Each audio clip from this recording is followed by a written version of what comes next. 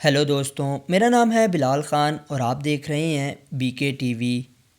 دوستوں، مسلمانوں کی تاریخ میں بہت سے لوگ اپنی بہادری، رحمدلی اور اپنی شجاعت کی وجہ سے ایک نمایاں مقام رکھتے ہیں۔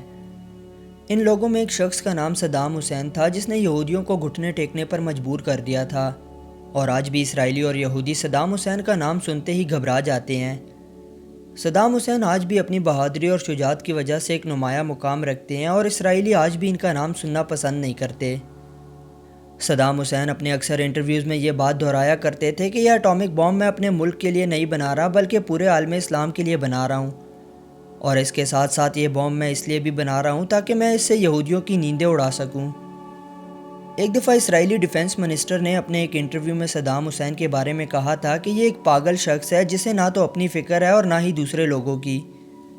صدام حسین دنیا کا واحد حکمران تھا جس نے اسرائیلیوں کی آنکھوں میں آنکھیں ڈال کر بات کی، اور اسی وجہ سے یہودی جب بھی اس کے خلاف سازش کرتے تھے وہ ہمیشہ ناکام ہو جاتے تھے۔ یہی وہ واحد حکمران تھا جس نے ایک فلسطینی لڑکی کی فریاد پر اسرائیل پر حملہ کر دیا تھا اور اسرائیل کے دارالحکومت تل ابیب پر ایک دن میں 40 سے زائد میزائل فائر کر دیے تھے۔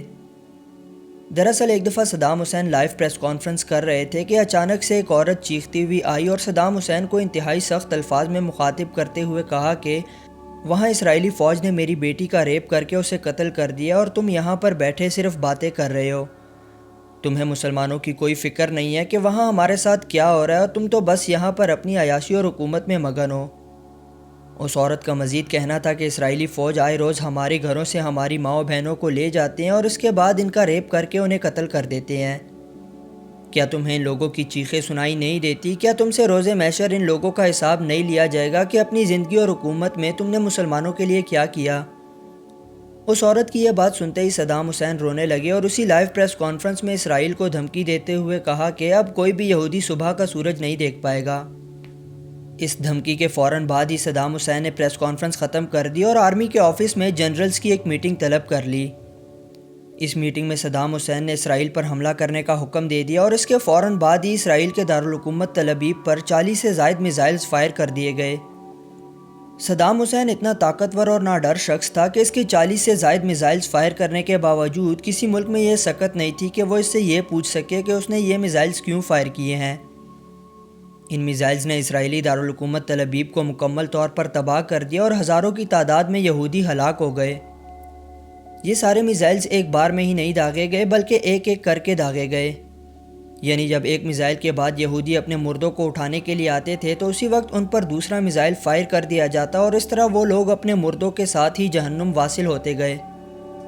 اسی طرح 40 سے زائد میزائلز تل ابیب پر فائر کیے گئے اور تل ابیب کو مکمل طور پر تباہ کر دیا گیا۔ صدام حسین کے اس حملے سے ایسا لگ رہا تھا کہ آج یہودیوں کا آخری دن ہے، لیکن شاید اللہ کو کچھ اور ہی منظور تھا اور ان حملوں سے کچھ یہودی بچ کر نکلنے میں کامیاب ہو گئے۔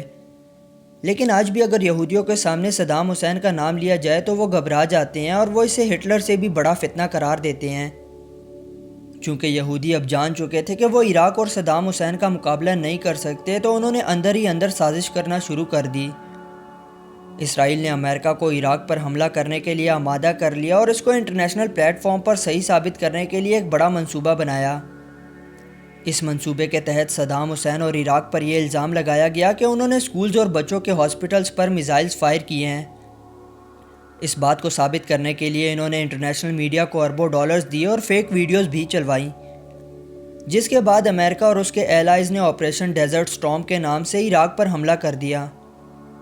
عراق پر حملہ کرنے کے بعد امریکہ اور اس کے ایلائز مسلسل اس بات کو ریپیٹ کرتے رہے کہ عراق کے پاس جوہری ہتھیار ہیں جو دنیا کے لیے ایک انتہائی بڑا خطرہ ہے۔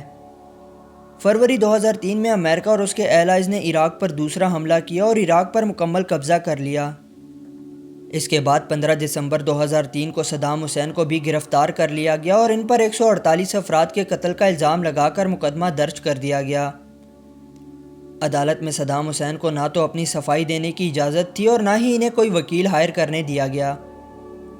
اس طرح صدام حسین پر الزام کو زبردستی ثابت کر دیا گیا اور انہیں پھانسی کی سزا دے دی گئی۔ دوستو، صدام حسین کو آج بھی نہ صرف عراق بلکہ پورے عالم اسلام کا لیڈر تصور کیا جاتا ہے۔ ان کے بارے میں کہا جاتا ہے کہ نہ تو انہوں نے اپنے ملک کے وقار کو گرنے دیا بلکہ عالم اسلام کا سر فخر سے بلند کر دیا۔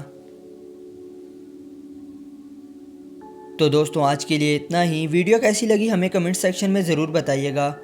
اگر ویڈیو پسند آئے تو اسے لائک کریں اور ہمارے چینل کو سبسکرائب کریں. میں آپ سے ملوں گا ایک ایسی ہی نیو انفارمیٹیو ویڈیو کے ساتھ. تب تک اپنا بہت سارا خیال رکھیں. اللہ حافظ.